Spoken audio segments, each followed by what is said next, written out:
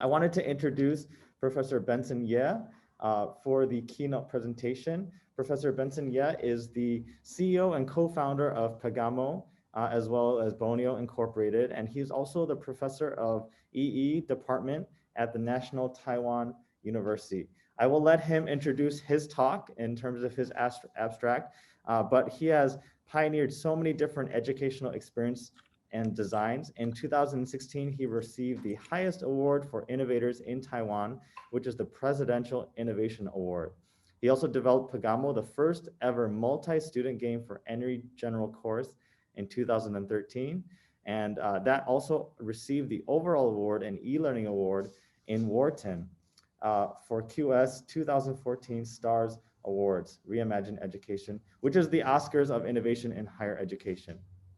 Since 2010, Professor Ye has become a strong advocate of his teaching philosophy for the students, by the students, of the students, which also states that students can be motivated to learn if the teachers can share more responsibility with the students. For instance, letting the students design their own homework problems. Professor Ye's speeches have motivated tens of thousands of teachers in Asia to start thinking differently in teaching. So at this time, we will have our keynote presentation. We will welcome Professor Ye. Also, at the end of the keynote presentation, we will have a time of Q&A. And so if any of you have questions throughout the keynote presentation, please feel free to use the Q&A function in the webinar to ask your questions, and we will do that after the session. So please, Professor Ye, we are welcoming you and thankful for you to be able to come and share with us, and encouraging you to start your presentation. Hi, thanks, Bob. Can I share my screen? Okay, let me see.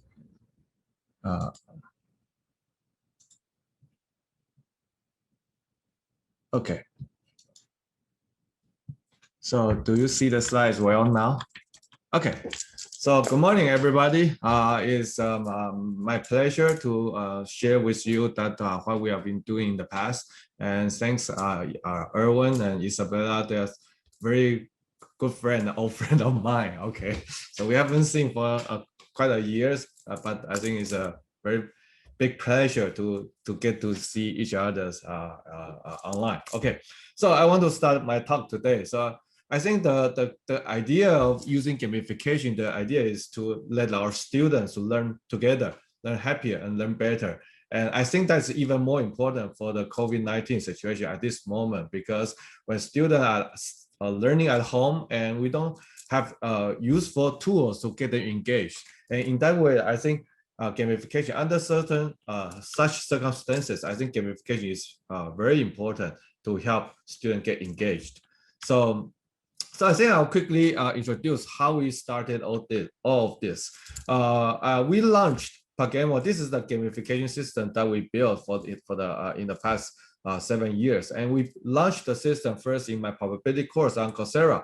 And the reason I was doing that was because at that time Coursera was just started, and many professors, especially in US, they made a lot of MOOC courses. But however, everybody was suffering from some problem that students would like to watch the video, but they don't like to work on the homework. So we were thinking about how we can solve this problem. And we feel that maybe we can solve this using gamification. And that's why at that time, we developed this gamification system called PaGamO and launched with my probability course. And it was a big success. I will show you the data later on. And with the success in 2014, Wharton Business School, they started a big award. They call it Reimagine Education. And Wharton claimed it to be the Oscars of innovation in higher education. So they co-host the event with QS. So at that time, we decided to share our experience of PaGamO to the award. So we applied for the award, and eventually we were very fortunate to get the overall award. So we found that the gamification is widely acknowledged by the world at the time. People feel that it is very important to have some means that we can use it to get students engaged and motivated for learning. So with that award, and later on we start to raise our money because we decided to make a startup out of this. And we got, over the years, we raised about 15 million US dollar. Recently, we raised $4 million. The lead investment was Mr. Taiso-san. His brother is the founder of SoftBank. So at this moment, our system, we have more than 2 million users over the world, and not just K-12 schools, but also college as well as corporate, which I will show you later on. Okay. So I think I want to start it. I want to start my talk. The reason I'm doing all this is I want to first talk about my teaching. I started my teaching career in 2001. I was a PhD student, also served as an adjunct lecturer of University of Michigan. So I started my teaching career in 2001, and from 2001 to 2010, these 10 years, in that 10 years, I thought that I always feel that good teaching is all about how to be clear, be fun. So I put a lot of effort and put a lot of passion to make my lecture very clear and very fun. And in 2010, I received the very prestigious award in National Taiwan University, which is the Outstanding Teaching Award, which is only awarded to the top 1% professor who do very well in teaching. So I received that award in 2010. And I still remember when I received that award, I suddenly have this illusion as if, man, my teaching is perfect. Okay.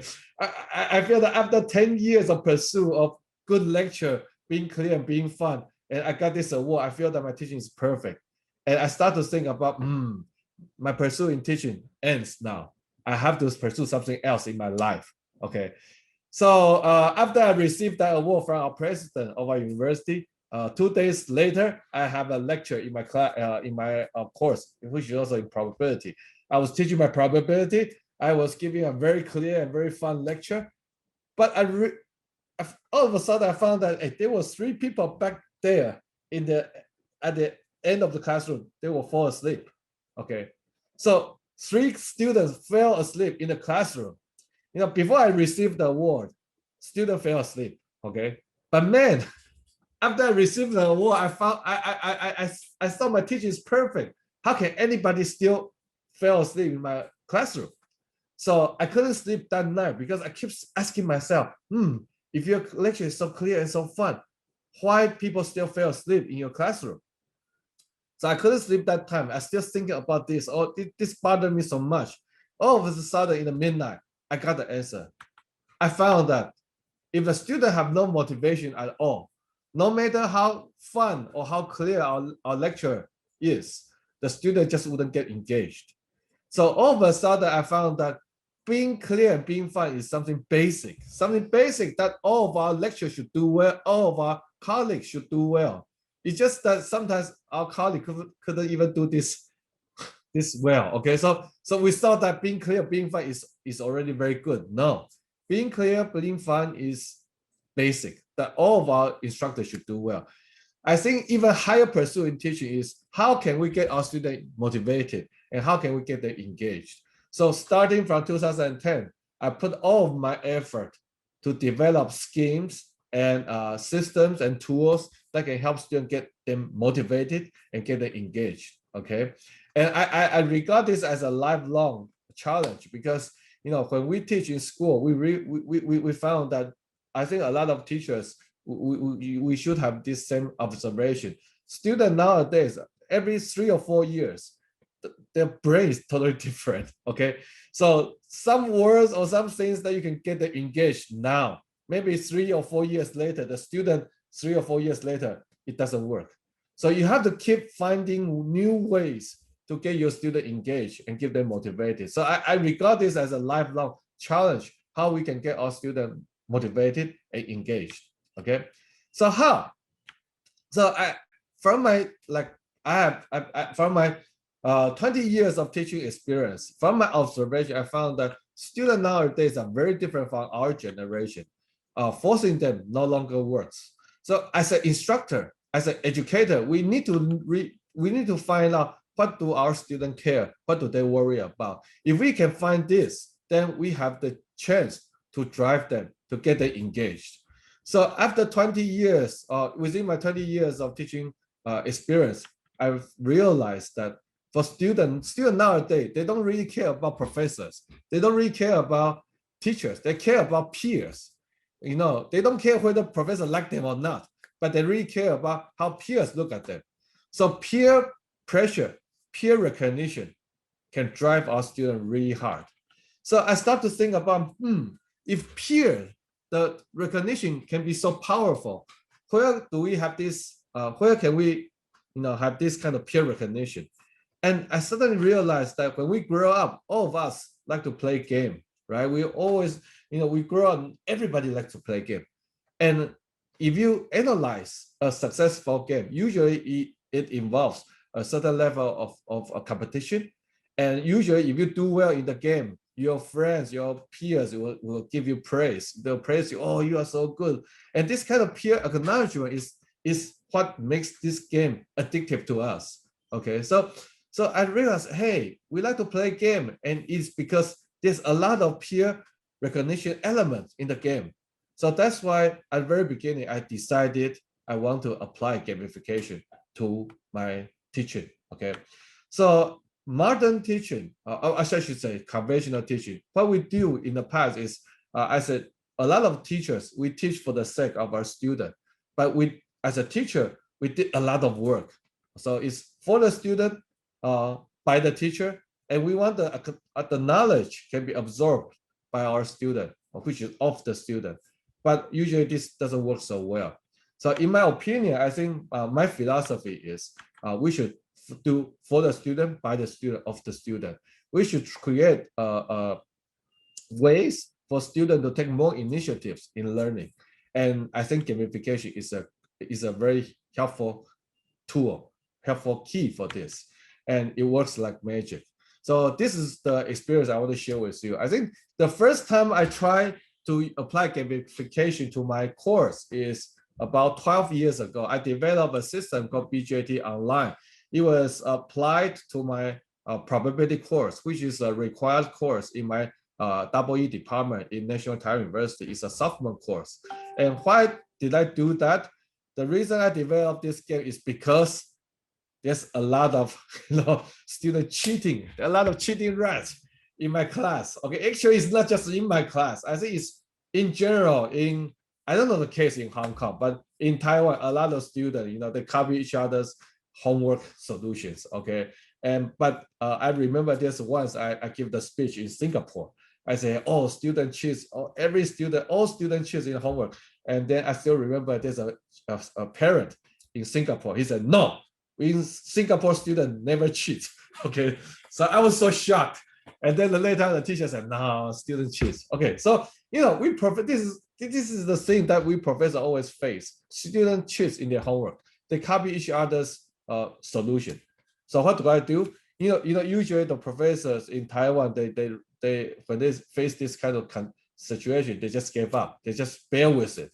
But I refuse to bear with it. So I want to solve this problem. So how did I do that? So I started to do some research. I started to do some studies to figure out how students can cheat.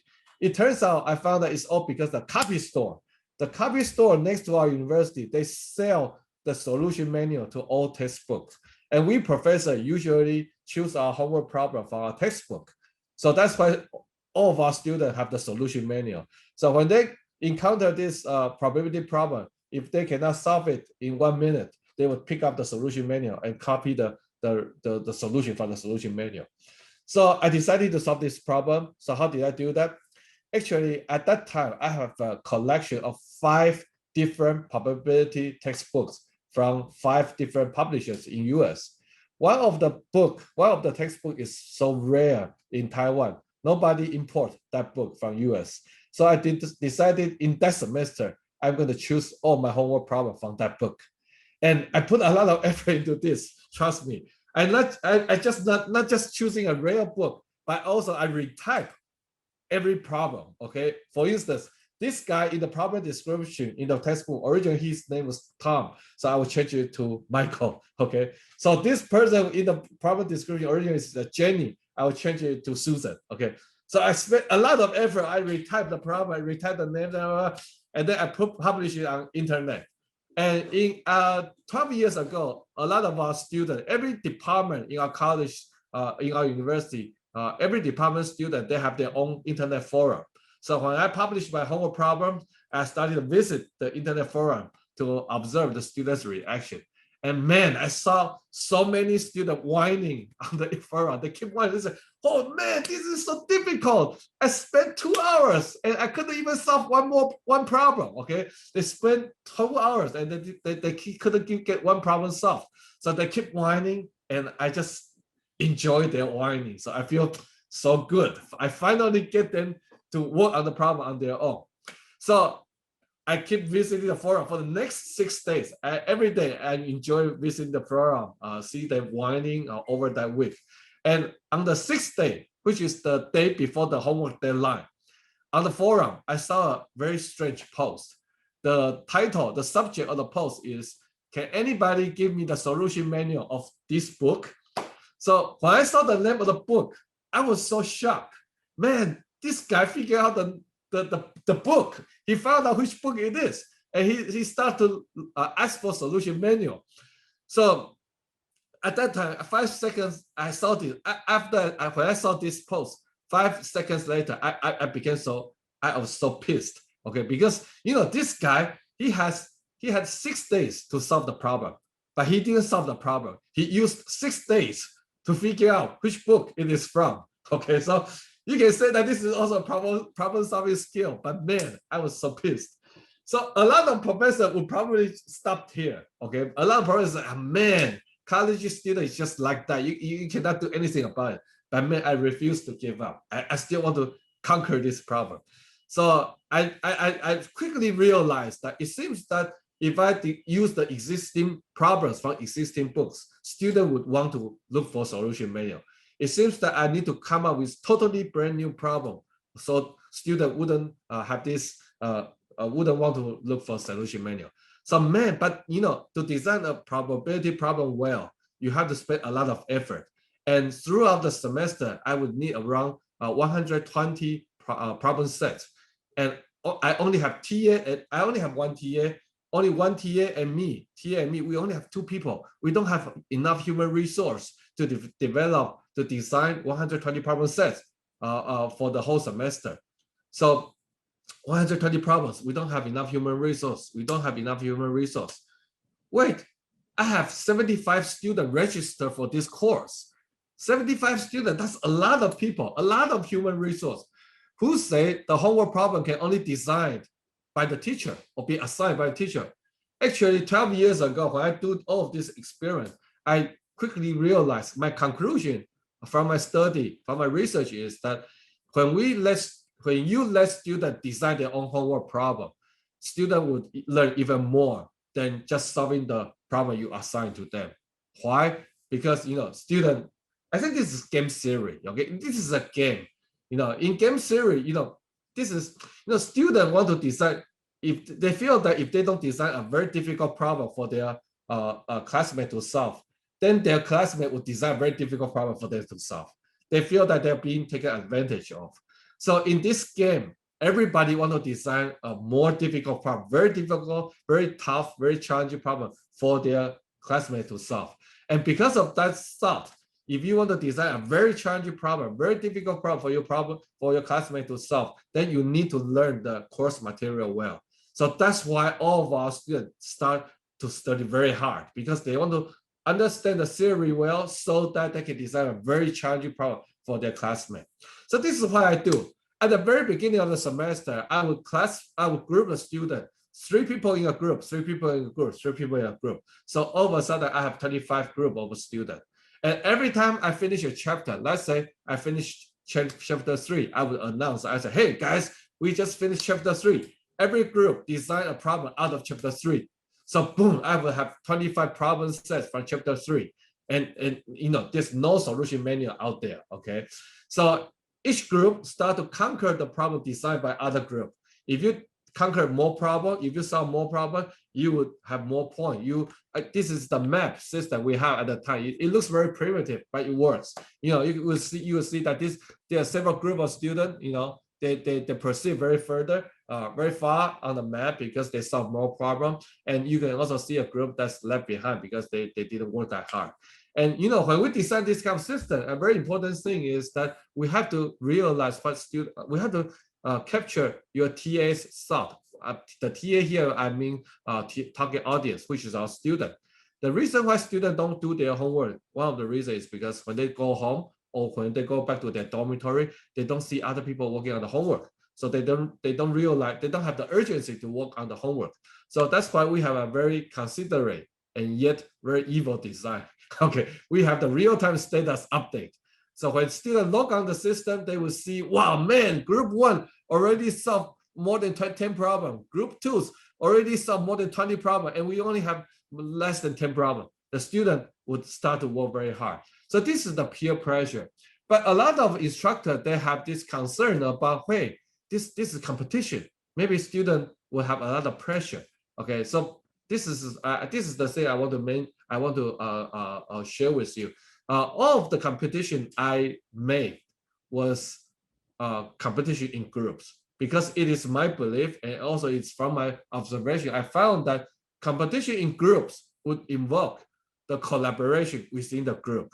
So we have 3 students in the group, student in a group. When they do group in competition, the pressure is shared among the 3 students. So the pressure is not that big, not that huge for them. However, because they are competing with other group, you will see a lot of collaboration within the group. And usually when we group the student, we'll group one student, elite student and mediocre student together. So you will see those elite students, usually those elite students, they are very selfish. But now they cannot be selfish, because if they don't teach their teammates well, then he can only compete with other people, with his single human person. But now, if he or she can teach the teammate well, they have 3 human resources to compete with other group. Okay, so this is what we did in the past, and let me share with you this what the student designed their own problem, and this is a typical problem designed by our student. I want to share with you. This is one of the group designed this problem. The problem is one day Plato asked Socrates what is love. Socrates asked Plato to go to the garden and pick the most beautiful rose following the rule. You can only pick once, and you cannot go back to pick a rose that you already passed by. It is Socrates' belief that Plato will hesitate to pick any rose due to the fear of next rose being more beautiful, and thus come back empty-handed. Then Socrates can teach Plato about his philosophy of love. Nevertheless, Plato already knows from someone that there's only 8 roses in the garden, so he comes up with a clever strategy. Treat the first 3 roses as samples, never pick them. For the following roses, if there's one be more beautiful than all first 3 roses, just pick it without hesitation. With the clever strategy of Plato, what is the probability of Plato successfully pick the most beautiful rose in the garden? Okay, so beautiful. There's no f of x, there's no f of y. There's only Plato, Socrates, and roses. So you can see that the gamification really bring up students' motivation and bring out the best of the student. So this is the Facebook. When I started to apply this system to my teaching, I still remember this is what I saw on Facebook. June 16th, which is the final exam week of National Taiwan University. That's the most torturing week for our students in that week, because our students have to prepare typically 8 to 9 final exam for different subjects. So this student wrote, there are 4 problem sets left on BJT. I really want to solve them all, but then I will screw up my final exam on signal and system and electromagnetics. I feel so awful. But the next day, this student wrote, I just can't help but solve 2 more BJT problem sets. Man, this guy has 8 to 9 final exam yet to prepare. Okay, but he cannot help but to solve 2 more problems on our system. So I was very happy at that time to see students' passion in solving problems, in learning this subject. So gamification really pushed students to the limit. And actually, I do this BJT online, continuing doing this in my probability course for 5 years, and I accumulated around 400 problem sets designed by our student. So one of the largest publishers in Taiwan came to me. He said, hey, Professor Ye, can you choose 30 problems out of students' work and with the best literature value, and let's make it into a book.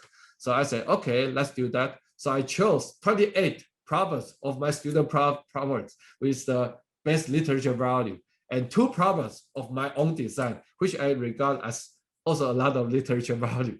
We made it into a book okay, or 几率经验, okay, the surprise of probability. And this book, when it was published, it was the bestseller in the science category in Taiwan for weeks. So I want to share with you that as a teacher, we encounter all this kind of problem. Student cheats, they copy each other homework solution. This is a problem that all of our teachers face every day. And if we give up, none of this beautiful thing would happen. But if we refuse to give up, say, hey, I really want to look for a solution. I want to come up with innovation to solve this problem. And who would thought that we would come up with a bestseller in the science category for weeks? So I want to encourage a lot of teachers, colleagues. Okay, we see a lot of problems in our teaching, especially in this COVID-19 situation. But if we don't give up, if we try to solve it, maybe you will come up with something very beautiful, very, very great stuff, very great achievement. Okay, so that was my initial trial of applying gamification to my real course in our university. So then I developed PaGamO, and why? It was because of this guy he is Andrew. Okay, I think a lot of you know that he's the founder of Coursera. So in December 2012, he visited our university and he invited our university to join Coursera. And I was appointed by our provost to take in charge of this. So I still remember that day, after we talked about all of the paperwork about how to join the Coursera, and then I brought Andrew to the dinner. And during the dinner, just he and I, we were eating the hot pot. Okay, so we talked a lot. And he is, we all know he's a guru in AI, but he also had a lot of passion in teaching. So we talk a lot about teaching. So we would like people battle in street dance. He would talk about how he teach some course, and I would talk about how I taught my course, and then he would talk about how he teach the other course. Then I mentioned about this game I just introduced to you. And Andrew at that time was very shocked. He said, "Hey, Benson, I never heard people using gamification to teach math course like that." So he kept urging me. He said, "Hey, Benson, you have to make the first course for your university, and you have to make a gamification system for your course." And I think partly because Coursera was competing with edX at that time. So I think he expected to see some cool stuff, cool technology to appear on Coursera. So that's why in 2013, I made my probability course. And at the same time, I also developed this game, PaGamO, for my probability course. So the idea of this game is like this. So our interface, this is the interface of our old version. Okay, our new version looks much more beautiful now, but I think the idea is the same. So I want to use these slides, although it's an old version, but I want to use it to explain the mechanism to you. So the idea of this game is that this is a world that has tens of thousands of students in this world, and everybody want to have as much territory as possible. So you can see that this is a lot of territory with blue flags that belongs to one student. And you can see the bottom left here, there's a lot of territory with the purple flag that belongs to another student. And black flag, that's another student. And let's say if this student want to occupy this land, the student would press the button and the system will come up with a problem for the student to solve. And if the student solve the problem correctly, okay, the student will hear a very cheerful sound and with 100 earn 100 gold coins. And also the student will get a new territory. Okay, so this game, we use this game for the student to combine with my homework problem on Coursera. So when we apply this PaGamO with my probability course, after the Coursera course, this is the data we saw. We saw that a lot of students at that time, they solved more than 200 problems, more than 200 probability problems in my Coursera course. And Coursera was so shocked because in the past, people used to like to watch video, but they don't like to work on the homework problem. So the Coursera was very shocked to see that our system was able to make so many students to solve more than 200 probability problems in an online course.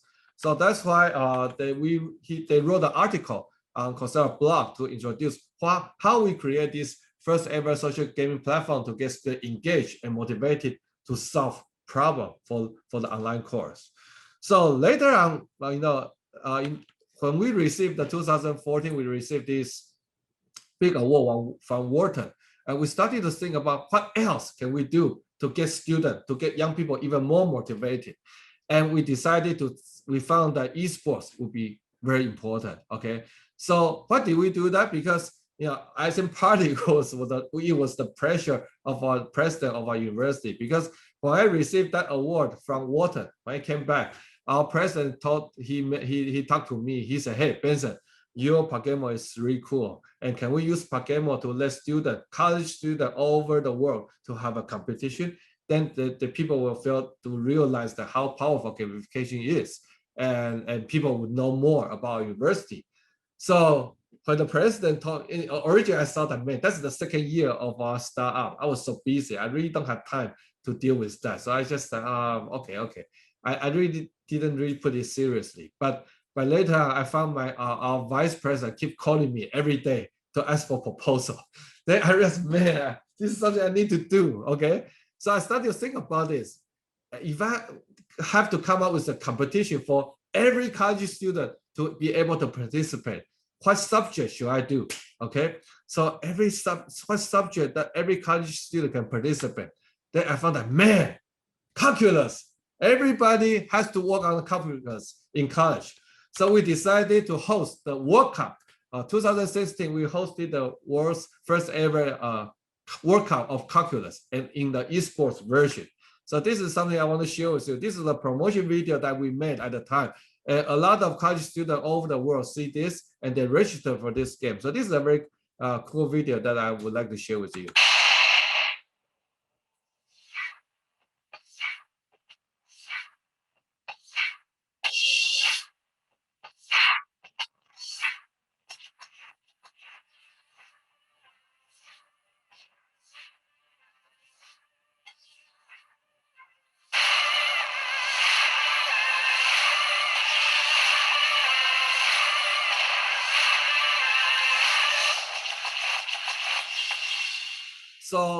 So a lot of college students, they share this video over the world, and at the end we have more than 300 universities from 45 countries and more than 2,000 participants to register for this calculus World Cup. So when this video was sharing over the world, and one of the largest online streaming website, which is Twitch, in US, a lot of people watch YouTube, but also a lot of people watch Twitch. It is the largest streaming website web in the world. So Twitch saw the previous video. So Twitch was very shocked because they did a lot of streaming about esports, but they never thought that, man, people can combine esports with calculus. So Twitch came to us. They want to broadcast the final round for us. But I told them, man, I said, hey, a bunch of nerds solving calculus who would be interested, okay? But Twitch said, man, this is a historical event. Nobody ever do gamification esports with calculus. So they really want to do this. They really want to do the broadcast for us. So I said, okay, just go ahead, okay? So you can see that at the bottom left, they actually send a US American host to the event, okay, to broadcast this.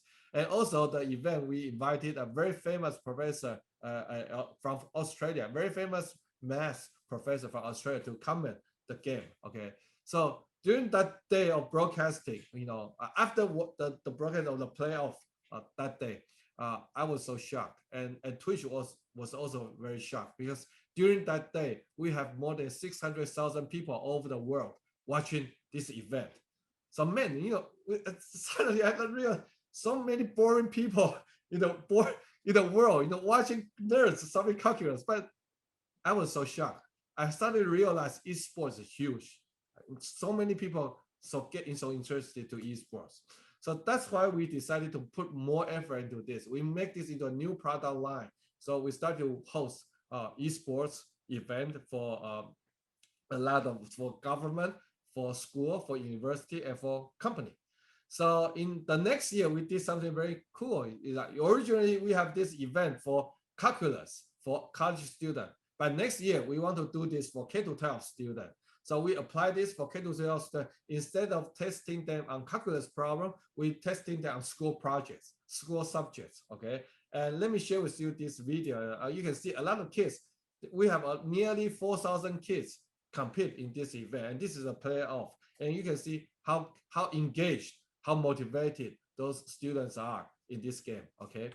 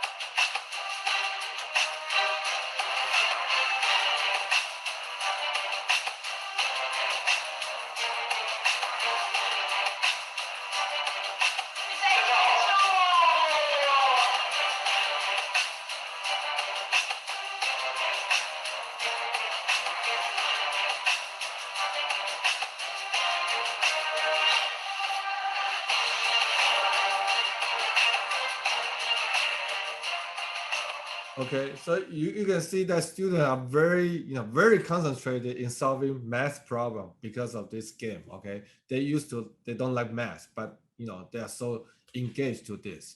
So later on, actually, this is not just for K-12 kids.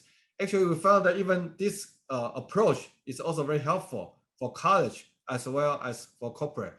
Okay, some school, some university in China, they are applying this for their school subject of chemistry. So they have the university-wise, the whole freshman year student, they have a competition of the chemistry course, okay? And let me share with you, and we started to do this because Erwin mentioned that for the lifelong learning, actually this is also very helpful for adult as well. And let me share with you, you probably wouldn't imagine this company is a client of us. So watch in the video to see what this company is, okay? But sorry, the video, this is a news video from Taiwan, so it does not have English caption, so sorry for that. But you can see the video clip to see how the staff of that company enjoy the competition. 知名会计师事务所首次跟游戏学习平台合作，举办电竞大赛，将原本单调的训练课程变成了线上游戏，还特别举办了线上直播，现场热闹非凡。 一边玩游戏一边讨论，这可不是一般的战争游戏，而是会计师的训练课程。有业者携手游戏平台业者举办电竞大赛，90位员工分为18队一起 PK， 过程中有人不时搔头、咬指甲，紧张的气氛溢于言表。乐在其中啦，就是我们边玩游戏，然后边学习，然后可以跟大家一起竞赛，是蛮好玩的。刚刚太紧张了，成绩也还觉得还不错，所以就觉得松了一口气。 平常严肃精准的会计师变身电竞游戏玩家，尽管竞赛作答都是专业的科目，但游戏竞争还是让大家热血沸腾，时不时还会爆出笑声，相当热闹。我们这个。 So you can see that like even PwC, okay, you probably will start those accountant. PwC is a very conservative company, but no, PwC have been using our system for this the third year in a row. And not just PwC, actually we have a lot of other clients as well. For instance, we have one of the major bank group like in Taiwan, Yushan Yinhang and Kasei Financial Holding, and also like Novartis of China was using our system. And Microsoft Global, they were using it for the Global Ambassador Program, as well as you see a lot of some of the one of the telecom company in China is China Telecom as well. So you can see that a lot of big companies are using our system. And actually, even more amazing is one thing very interesting is the doctors. You probably wouldn't thought that cardiology doctor. So in 2019, Taiwan Society of Cardiology, they came to us. They asked us whether we can help the doctors to know more about the new paper, new knowledge. The reason is because they have this worry about cardiology doctors being so busy. They probably don't have that much time to acquire new knowledge about the new diagnostics know-how or skill. So that's why they decided, the Society of Cardiology, they decided to come up with a problem set of those new cases, okay? And typically like this, they will show an ultrasound video or photo to the doctor and ask them what will be your diagnosis. So they come up with 300 or 400 problems like this, put it into PaGamO and let doctors, kill each other. Okay, and you can see that there's there are several commentators. Those are very famous cardiology doctor in Taiwan. So they have this. They can see online to see which problem most doctor answer it wrong, and then they will show it on the screen. Okay, and they will explain this to other audience doctors, because typically only young doctors compete. And senior doctors, they don't want to lose face, so they just be in the audience. But the commentator, those famous doctors, will explain these new cases to those audience doctors. Okay, so we are even helping the doctors to learn well. Okay, so and last but not the least, actually this is something that we do in last year, because the drug problem is a big problem in Taiwan in secondary school. But the Taiwanese government spent a lot of effort, right, to let the teacher to tell students how dangerous the drug is, but it didn't really work well. So this is why we decided we want to do this. We want to help the kids to get away from the drug. So last year we decided to combine our esports event for the K-12. Instead of just school subject, we have a school subject plus those anti-drug knowledge, and we make it into a new subject, and we make it a very cool event. And a lot of kids, a lot of K-12 students, they participate, and they all get this knowledge about the dangers of a drug overdose and those kinds.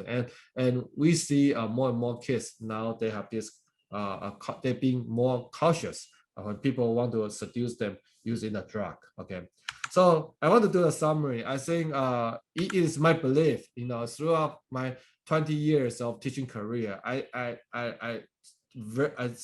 very believe that motivation is the key. And how can we get our students motivated? I think everybody loves game. Everybody loves game. And I think most of the people, most of the instructors now, they feel that gamification is just nice to have. But in my opinion, it's not just nice to have, because for the digital natives, the digital native generation, they grow up watching a lot of YouTube, playing a lot of video games, a lot of cellular phone games, mobile games. So I think for the new generation of students, gamification eventually will become a must-have. So that's why I am very pleased and I'm very honored that we spent the past 7 years to dig into this thing, and we hope that in the future we have more and more teachers and instructors to use our tools. Actually, last year we also played an important role in Hong Kong, because the Zhu Ziying 校长, the president Zhu Ziying, he is also a very famous secondary school president principal in Hong Kong. Because of Zhu Ziying and also Erwin Huang, another professor, Huang Yueyong, they asked me whether we can use PaGamO to help Hong Kong schools to when the school was stopped, and they asked us whether 停课不停学 whether we can help. So PaGamO at that time, we welcome the secondary school and also K-12 school to register, and we then let them use it for free for several months. And also AWS Hong Kong feel that this is something very important, so they also support this event. So I think we would like to see, is our hope to see more and more people to find gamification helpful, and we want to help more and more teachers, especially Hong Kong, to get students more motivated and engaged in this COVID-19 situation. And if you have any question, feel free to write to my email, pcyeh@ntu.edu.tw. Okay, thank you. That's my talk. Thank you, Professor Ye, so much for your inspiring discussion. And at this time, we wanted to have a brief Q&A question and answer session. And we'll have this, and then we'll skip the break and go straight into teacher sharing afterwards so we can keep the time. For those of you who have not asked the questions yet, you can use the Q&A function in the Zoom in order to ask some questions, and then I will share some of these questions for Professor Ye to answer. So just to get started, Professor Ye, the first question for you comes from a language teacher teaching undergrad English for academic and disciplinary purposes. And their question is, do you have any implications on how gamification can be applied to better motivate and engage students? The context is because quite a lot of students might think that they already have some proficiency or knowledge, so they don't need to learn English or that topic. So have you had any issues motivating or doing gamification for students who think that they already have proficiency or they don't need to learn a particular topic or material? I think like what we see that in general, we have to talk about, I think one key thing would be the age. Okay, if for the K-12 kids, generally for the elementary school kids or secondary school kids, we found that even for, but of course, I mean, Hong Kong student might not be the same as Taiwanese student, but in Taiwan, I think the student age below 15, okay, they are still very engaged in the game, even if they feel that they are already very good in the school subject, but they want to take advantage of that. Because they are good in some school subject and they want to use that advantage to do well, to get more territory, to show off to their friends. Okay, so from our observation, we don't really see student, we don't see that kind of situation. Student, even if they are very proficient in certain schools, either certain subject, they still want to use that advantage toward the game. So this is not, but however, this is something I want to share with you is that instead of taking care of an elite student, we want to put more effort in taking care of the students who are left behind. You typically they are behind. So for instance, like if students typically they don't learn so well, if you did, our game has a very special design that in the ordinary game, if you are a very good player, you have very high rank, you will be more powerful in creating damage to other people. But in our game, that's totally different. In our game, when you are in the lowest level, okay, you create the biggest damage to other people. So we want the students who are typically left, they don't learn so well, maybe they still have this motivation in the game. We don't want the student to feel that, hey, this is just a game designed for the student who learn so well. You guys play, I don't want to play. So we have this kind of design. We want to keep the student of all levels to have find motivation in this. But thanks for the question. We don't observe that yet in our system, that students who are proficient in certain subject, they want to use that advantage for the game. So yeah. Thank you for the answer. Another question that came up was regarding performance and evaluation of the students. The question is, should the performance of students in gamification count for the final academic results? So is there any, do you find any teachers using your platform that is actually using the results of the game in regards to the credit or the final grade? Have you seen that be a benefit, or have you seen there become problems when you do that as well? Okay, I think okay.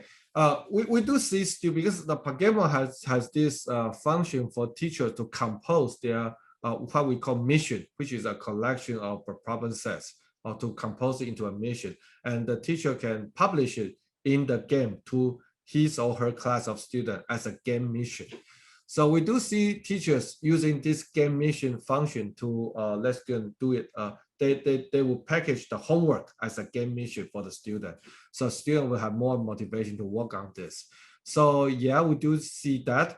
But typically, I think they use it for homework, okay, for homework grades. And we don't, typically we don't see teachers to put that too high of a percentage of the semester grade on this, because I think the key idea of gamification is for students to do this out of their own motivation. Okay, it's not because of scores, not because of the grade.